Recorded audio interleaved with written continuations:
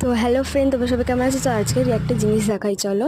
তো সবার ফার্স্ট এখন যাচ্ছি, হালকা হালকা করে দোরটা এখন খুলতে হবে, হালকা করে পা দিয়ে এখন দেখাচ্ছি তোমাদের কি দেখাবো।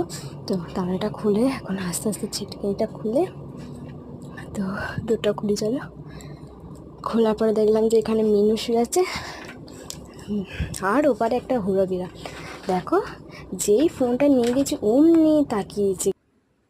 অমনি তাকিয়েছে ক্যামেরার দিকে, দেখো তাকিয়ে আছে। আর মিনু এদিকে শুয়ে আছে, ক্যামেরা দেখলেই অন হয়ে তাকিয়ে পড়ে, তাকাই যেহেতু। তো বিড়ালটা আবার একটু করছিল, হুড়ো বিড়ালটা ডাকছিল কারণ দেখাচ্ছে বলে।